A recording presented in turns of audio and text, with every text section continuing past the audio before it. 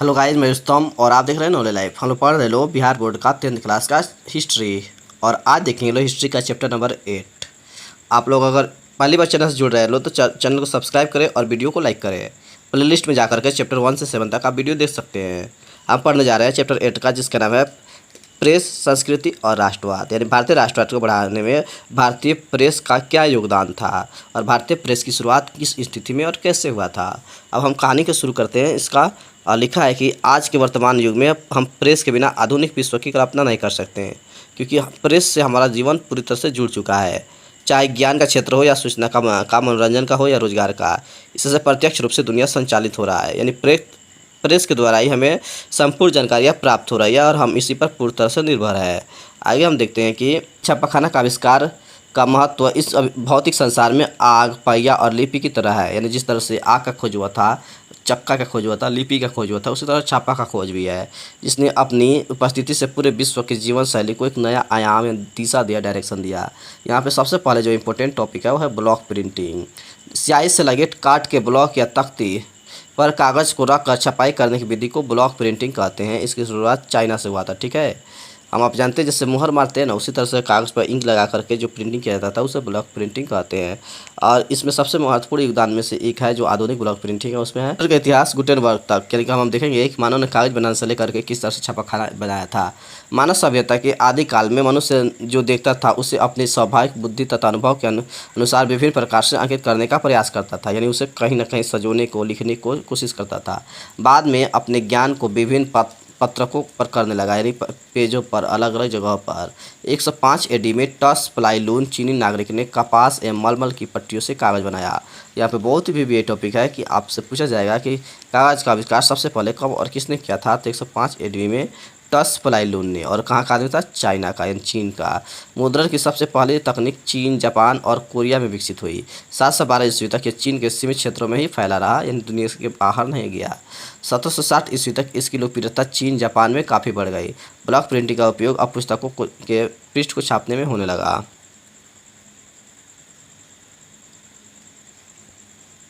मुद्रण कला के आविष्कार और विकास का श्रेय चीन को ही जाता है। यानी कागज़ का आविष्कार किसने किया था? चाइना के एक आदमी ने किया था, टस प्लाईलून ने। उस तरह से जो छपाई का आविष्कार है वो किससे दिया जाता है? चीन को दिया है। 1041 ईस्वी में चीनी व्यक्ति पी सेंग ने मिट्टी के मुद्रा बनाया, छपाई का बनाया। आप याद रखिए, मुद्रा और मुद्रण में अंतर होता है। मुद्रा यानी पैसा होता है, लेकिन यहाँ पे रहेगा मुद्रण यानी छपाई।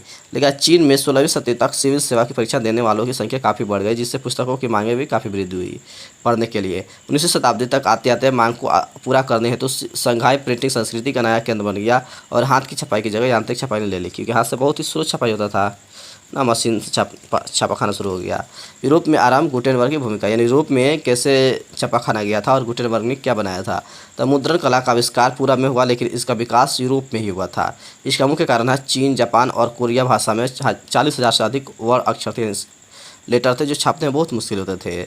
सभी वर्णों का ब्लॉक बनाकर उपयोग करना कठिन था, जबकि रोमन लिपि में अक्षरों की संख्या कम होने के कारण इसका विकास बहुत ही अधिक हुआ। यानी कि सिर्फ आप जानते हैं ABCD में 26 वर्ड होते हैं, 10 और भी लिपियाँ बहुत कम होते थे, जिसको छापना आसान था। अब देखते हैं 13वीं सदी के अंत में रोमन मिशनरी और मार्को पोलो द्वारा सर्वप्रथम ब्लॉक प्रिंटिंग के नमूने यूरोप पहुँचे। पूछेगा यूरोप में सबसे पहले प्रिंटिंग कौन लेकर गया था? ब्लॉक प्रिंटिंग मार्को पोलो लेकर गया था। और कब? 13वीं सदी में। इसके बाद रोमन मिशनरी। 1336 ईस्वी में प्रथम पेपर मिल की स्थापना जर्मनी में हुई। अब है यूहानेस गुटेनबर्ग। गुटेनबर्ग का पूरा नाम है। टाइप के माध्यम से मुद्रण का विधा का आविष्कारक थे। वे जर्मनी के मेन शहर के रहने वाले थे। इन्होंने 1439 ईस्वी में प्रिंट प्रेस की रचना की, जिससे एक महान आविष्कार माना जाता है। इनके द्वारा छापी गई पुस्तक यानी बाइबल गुटेनबर्ग बाइबल के नाम से प्रसिद्ध है। तो पूछेगा छापाखाना का आविष्कार कब और किसने किया था? 1439 में। किसने किया था? गुटेनबर्ग ने किया था। उन्होंने सबसे पहले कौन सा पुस्तक छापा था? तो बाइबल छापा था। अब हम लोग पढ़ते लोग गुटेनबर्ग और प्रिंटिंग प्रेस। जमीन के मेंज नगर में गुटेनबर्ग ने कृषक जमींदार व्यापारी परिवार में जन्म लिया। वह बचपन से तेल और जैतून के पेरने वाली मशीनों से परिचित था। गुटेनबर्ग ने अपने ज्ञान एवं अनुभव से टुकड़ों में बिखरी मुद्रण कला का ऐतिहासिक शोध एवं संगठित कर एकत्रित किया तथा टाइपों के लिए पंच, मैट्रिक्स, मोल्ड आदि बनाने पर योजनाबद्ध तरीके से कार्य किया आरंभ किया। एक एक काम को बहुत ही बारीकी से ध्यान से बना रहा था। मुद्रा बनाने हेतु तो उसने सीसा, टीन, बेसमेंट धातु से उचित मिश्र धातु बनाने का तरीका ढूंढ निकाला। यानी कि इसने अलग अलग तत्वों मिलाया और एक नया तरीका ढूंढने का, मिश्र धातु बनाने का। एक सुस्पष्ट सस्ता एवं शीघ्र कार्य करने वाला गुटेनबर्ग का ऐतिहासिक मुद्रण का शोध 1440 ईस्वी में वर्ष में शुरू हुआ था, जब गुटेनबर्ग को फर्स्ट नामक सुनार से बाइबल छापने का ठेका मिला था। पूछे गुटेनबर्ग ने सबसे पहले पुस्तक कौन छापा? बाइबल। और ये ठेका किसने दिया था? फर्स्ट नामक सुनार ने। हालांकि किस करके ये छापाखाना भी जीत लिया था, है ना। मुद्रण क्रांति का बहुआयामी प्रभाव। छापाखाने की संख्या में वृद्धि के फलस्वरूप पुस्तक निर्माण में अप्रत्याशित वृद्धि हुई। 15वीं शताब्दी के उत्तरार्ध तक यूरोपीय बाजार में लगभग 2 करोड़ मुद्रित पुस्तकें आ गई, यानी छापा हुआ, जिसकी संख्या 16वीं शताब्दी तक 20 करोड़ पहुंच गई। देख रहे हैं कितनी तेजी से विकास हो रहा है। मुद्रण क्रांति के फलस्वरूप किताबें समाज के सभी तबकों तक, यानी अमीर गरीब राजा सभी लोग पढ़ते थे और उनके पास पहुँचने लगी। साक्षरता बढ़ाने हेतु पुस्तकों को रोचक तस्वीरों, लोकगीत और लोक कथाओं से सजाया जाने लगा। पहले जो लोग सुनकर ज्ञान अर्जन करते थे, अब पढ़कर भी ज्ञान अर्जन कर सकते थे। पढ़ने से उनके अंदर तार्किक क्षमता का विकास होता था और वो अंधविश्वास को नहीं मानते थे। प्रिंटिंग के प्रति कृतज्ञ लूथर ने मुद्रण ईश्वर की देन है, ईश्वर की दी हुई महानतम देन है, क्या सबसे बड़ा तोहफा है। प्रिंट के प्रति कृतज्ञ लूथर ने कहा है कि मुद्रण ईश्वर की दी हुई महानतम देन है और सबसे बड़ा तोहफा है। मुद्रण क्रांति से कम पढ़े लिखे लोग धर्म की अलग व्याख्या से परिचित हुए हैं। धर्म क्या है, कैसे, इसके बारे में जानकारी प्राप्त किए। अलग अलग संप्रदाय के चर्चों ने स्कूल स्थापित कर गरीब तबके के लोगों को शिक्षित करना शुरू कर दिया।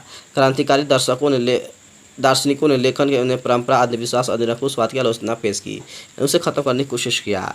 परंपरा पर आधारित सामाजिक व्यवस्था को दुर्बल किया गया और छपाई ने वाद विवाद की नई संस्कृति को जन्म दिया, जहाँ लोग मॉडर्न यानी आधुनिक सोच के थे। अप्रत्यय तकनीकी विकास। 18वीं सदी के अंत तक प्रेस धातु के बनने लगे थे। 19वीं सदी के मध्य तक न्यूयॉर्क में के रिचर्ड एम हो ने शक्ति चालित बेलनाकार प्रेस को कारगर बना लिया। इससे प्रति घंटे 8000 ताव छापे जा सकते थे। देखिए कितना फास्ट मशीन है कि एक बार में 8000 एक घंटे में पेपर निकाल सकते हैं छाप कर। सदी के अंत तक ऑफसेट और प्रेस आ गया था, जिससे 6 रंगों में यानी कलर प्रिंटिंग संभव थी।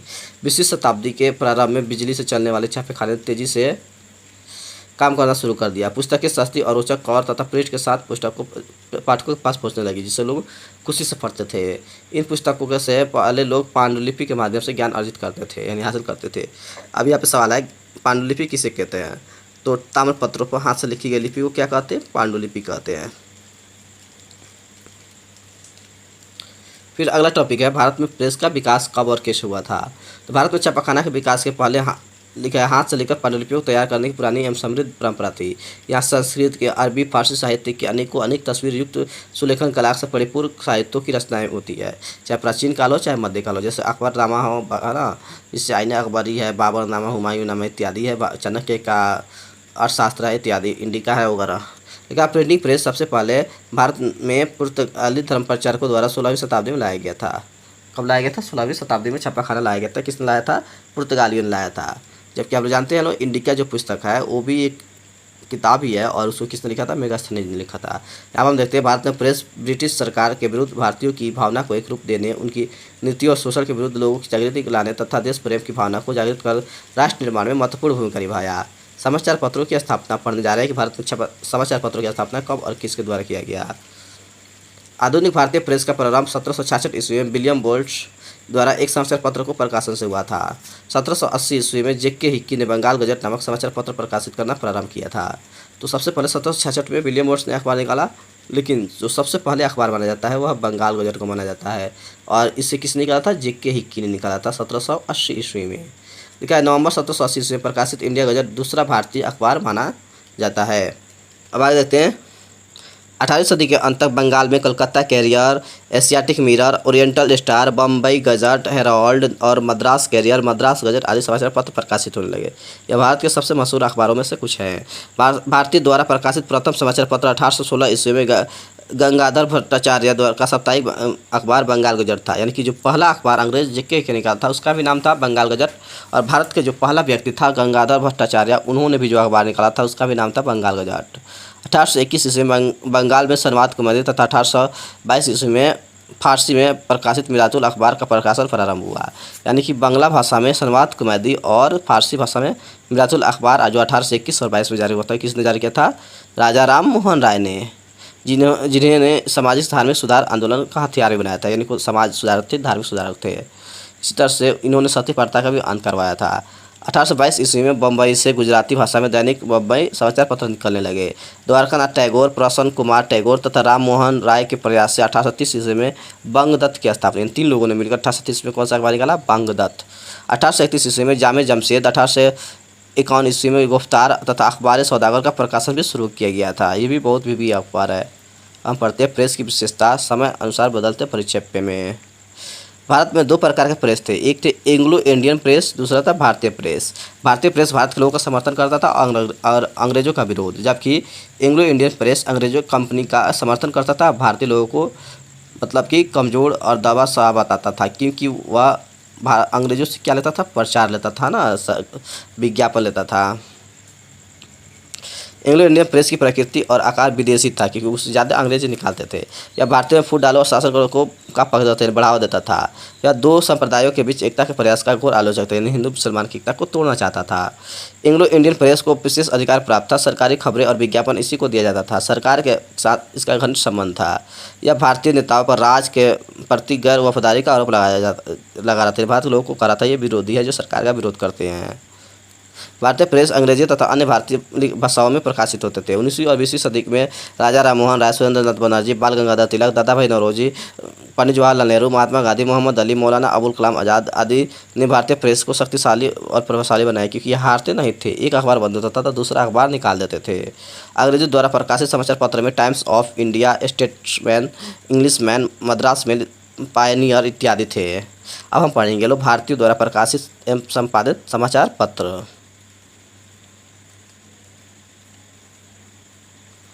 1858 ईस्वी में ईश्वर चंद्र विद्यासागर ने सोमनाथ का प्रकाशन किया था। सोमनाथ अखबार किसने निकाला था? ईश्वर चंद्र विद्यासागर ने। कब? 1858 ईस्वी में। ये साप्ताहिक रूप से बांग्ला के में प्रारंभ किया गया। इसने नीले किसानों के हितों का जोरदार समर्थन किया, यानी अंग्रेजों का विरोध करते थे, किसानों का समर्थन। हिंदू पैट्रियट या काव्य संपादन ईश्वर चंद्र विद्यासागर ने किया। केशव चंद्र सेन ने सुलभ समाचार पत्र बांग्ला दैनिक प्रकाशन किया। सुलभ समाचार किसने निकाला? केशव चंद्र सेन ने। मोतीलाल घोष के संपादन में 1867 ईस्वी में अंग्रेजी बांग्ला साप्ताहिक के रूप में अमृत बाजार पत्रिका का प्रेस के रूप में इतिहास में महत्वपूर्ण स्थान है। आपको पता होना चाहिए कि जब अंग्रेजों ने भारतीय अखबारों पर प्रतिबंध लगाया था कि भारतीय भाषा में छपने वाले अखबार रोक दिए जाएंगे, तो यही आदमी है मोतीलाल घोष, जिन्होंने अमृत बाजार पत्रिका को एक ही रात में भाषा चेंज कर दिया था और इन्होंने इसे बंद होने से बचा लिया था। 1878 ईस्वी में लीटन ने वर्नाक्युलर प्रेस एक्ट से बचने के लिए यह रातों रात अंग्रेजी में प्रकाशित होने लगा। कौन? अमृत बाजार पत्रिका। अब ये वर्नाक्युलर प्रेस एक्ट क्या है? तो लॉर्ड लीटन द्वारा 1878 में एक ऐसा कानून लाया गया था जो भारतीय भाषा में छपने वाले अखबारों को पूर्णतः क्या कर दिया? प्रतिबंधित कर दिया। इसे ही हम वर्नाक्युलर प्रेस एक्ट कहते हैं। अब लिखा है कि बंगाल में उग्र राष्ट्रवाद को फैलाने का काम अरविंद घोष और वारिंद्र घोष ने युगांतर तथा वंदे मातरम के माध्यम से किया। ये क्या है? ये भी अखबार का नाम है। 1872 ईस्वी में भारतेंदु द्वारा प्रकाशित मासिक पत्रिका देश प्रेम और समाज सुधार में महत्वपूर्ण योगदान दिया। मोतीलाल नेहरू ने 1919 ईस्वी में इंडिपेंडेंस, शिव प्रसाद गुप्त ने हिंदी में आज दैनिक आज, के एम पनिकर ने 1922 ईस्वी में हिंदुस्तान टाइम्स का संपादन किया। हिंदुस्तान टाइम्स, दैनिक आज और इंडिपेंडेंस महत्वपूर्ण अखबार हैं। महात्मा गांधी ने यंग इंडिया तथा हरिजन के माध्यम से राष्ट्रवादी आंदोलन का प्रचार किया। यंग इंडिया का संपादन किसने किया? महात्मा गांधी ने। हरिजन अखबार किसका निकाला हुआ है? महात्मा गांधी का। समाचार पत्र राष्ट्रीय आंदोलन को बढ़ावा देने तथा शिक्षा, आर्थिक विकास, औद्योगिकरण और श्रम आंदोलन को भी प्रोत्साहित किया है। 1912 ईस्वी में मौलाना आज़ाद के द्वारा अल हिलाल तथा 1913 ईस्वी में अल बिलाग का संपादन उर्दू में किया गया। अंग्रेज कंपनी को बंद कर देते थे, ये अखबार का नाम बदलकर दोबारा शुरू कर देते थे। उर्दू समाचार अंग्रेजी राज का घोर आलोचक थी, साथ ही राष्ट्रवादी भावना को बढ़ाने का भी कार्य किया।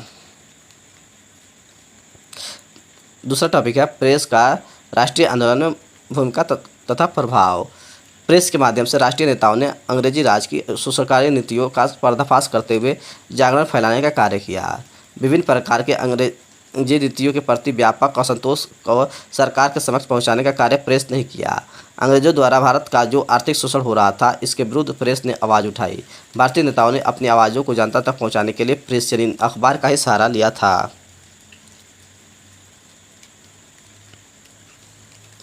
सामाजिक सुधार के क्षेत्र में प्रेस ने सामाजिक रूढ़ियों, रीति रिवाजों, अंधविश्वास तथा अंग्रेजी सभ्यता के प्रभाव को लेकर लगातार आलोचनात्मक लेख प्रकाशित किए। यदि भारतीय सभ्यता संस्कृति को बचाने में भी अखबार का महत्वपूर्ण योगदान है। दक्षिण अफ्रीका में गांधी जी के प्रयासों का भारतीय प्रेस ने उल्लेख किया। देश के राष्ट्रीय आंदोलन को नई दिशा देने एवं राष्ट्र के निर्माण में भी प्रेस की महत्वपूर्ण भूमिका रही। संपूर्ण देश के लोगों के बीच सामाजिक कुरीतियों को दूर करने, राजनीतिक एवं सांस्कृतिक एकता स्थापित करने का कार्य भी अखबार के माध्यम से किया गया। अब हम पढ़ते हैं लो, जब ऐसा काम होगा तो अंग्रेज क्या करेंगे? प्रतिबंध लगाएंगे। तो यहाँ टॉपिक है प्रेस के विरुद्ध प्रतिबंध। समाचार पत्रों को नियंत्रित करने के लिए ब्रिटिश सरकार ने कई तरह के प्रतिबंध लगाए। समाचार पत्र का संपादक इंग्लैंड का होता था तो उसे वापस भेज दिया जाता था, यानी जो अगर अंग्रेजों के खिलाफ बोलेगा ना तो उसे इंग्लैंड भेज दिया जाएगा। लेकिन अगर भारतीय संपादकों का साथ ऐसा नहीं कर सकते थे, क्योंकि उनका तो देश यही है, जिसके कारण समाचार पत्रों को नियंत्रित करने के लिए कई अधिनियम कानून बनाकर उस पर रोक लगाया गया। और उसी में से एक कानून है 1799 ईस्वी का कानून, जिसे बोलते हैं पत्रेक्षण अधिनियम। लॉर्ड वेलेस्ली ने फ्रांस के आक्रमण के वजह से समाचार पत्रों पर सेंसर बैठा दिया, जांच। इस अधिनियम के अनुसार समाचार पत्र को संपादक, मुद्रक और स्वामी का नाम स्पष्ट रूप से छापना पड़ता था कि किसने कब और कहां से अखबार निकाला है। प्रकाशक को प्रकाशित करने से पहले सरकार के सचिव से दिखाकर अनुमति लेनी पड़ती थी, तब जाकर के अखबार छपता था। 1823 ईस्वी का अनुज्ञप्ति अधिनियम है, दूसरा कानून है ना, तीसरा हुआ है ये। 1823 ईस्वी में जॉन एडम्स जनरल बनते ही अपने प्रतिक्रियावादी विचारों को इस अधिनियम में व्यक्त किया। इसके अनुसार मुद्रालय, छापाखाना स्थापित करने के लिए अनुज्ञप्ति यानी ऑर्डर लेनी पड़ती थी, लाइसेंस लेनी पड़ती थी। बिना अनुज्ञप्ति का 400 रुपये दंड अथवा कारावास की सजा यानी जेल हो सकती थी। भारतीय समाचार पत्रों में स्वतंत्रता 1835 ईस्वी। 1823 ईस्वी के नियम को रद्द कर चार्ल्स बैडकॉफ ने भारतीय समाचार पत्र को मुक्तिदाता के रूप में विकसित हुए। यानी पूछेगा भारतीय अखबारों का मुक्तिदाता किसे कहा जाता है, तो चार्ल्स बैडकॉफ को कहा जाता है, क्योंकि 1831 ईस्वी में उसने कानून खत्म कर दिया। 1856 ईस्वी तक यह कानून चलता रहा। अब हम पढ़ते हैं वर्नाक्युलर प्रेस एक्ट, जो एक भी एक्ट है, वर्नाक्युलर प्रेस एक्ट 1878 ईस्वी है ना। इस अधिनियम के द्वारा समाचार पत्रों को अधिक नियंत्रण में लाने का प्रयास किया गया। इस अधिनियम के द्वारा यह कहा गया कि किसी भी समाचार पत्र को प्रकाशित करने की आज्ञा इस शर्त पर दिया जाएगा कि वे ब्रिटिश राज के विरुद्ध भड़काने वाला कोई भी पत्र नहीं छापेंगे, यानी लेख नहीं लिखेंगे। इस अधिनियम को लॉर्ड लिटन ने लाया था। यह अधिनियम देसी भाषा समाचार पत्रों के लिए मुंह बंद करने वाला भेदभावपूर्ण था। इस अधिनियम को अगला वर्ष लॉर्ड रिपन ने समाप्त कर दिया, हटा दिया।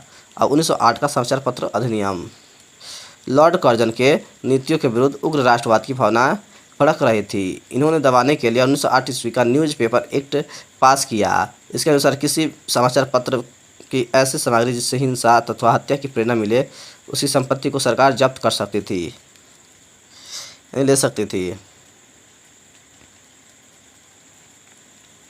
1951 ईस्वी का समाचार पत्र अधिनियम। 1951 ईस्वी में सरकार की संविधान के अनुच्छेद 19B के 2 के संशोधन और समाचार पत्र अधिनियम पारित कर अब तक के सभी अधिनियमों को खत्म कर दिया गया, रद्द कर दिया गया। नए कानून के माध्यम से सरकार मुद्रालय, छापाखानों का आपत्तिजनक विषय पर प्रकाशित करने पर जब्त कर सकती थी। प्रकाशकों की जूरी द्वारा परीक्षा मांग करने का अधिकार दे दिया गया। यह अधिनियम 1956 ईस्वी तक लागू रहा पूरे भारत में।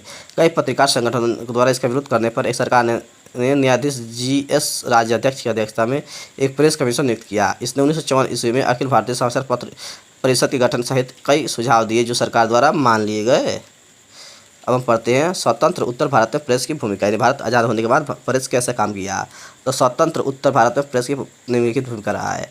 आधुनिक दौर में प्रेस साहित्य और समाज के समृद्धि चेतना की धरोहर है और पत्र पत्रिका दैनिक गतिशीलता का लेख है। प्रेस ने समाज में नवचेतना पैदा कर सामाजिक, धार्मिक, राजनीतिक एवं दैनिक जीवन में क्रांति का सूत्रपात किया है। प्रेस ने सामाजिक बुराइयों, दहेज प्रथा, विधवा विवाह, बालिका वध, बाल विवाह जैसे मुद्दों को उठाकर समाज की कुप्रथाओं को दूर करने का प्रयास किया है।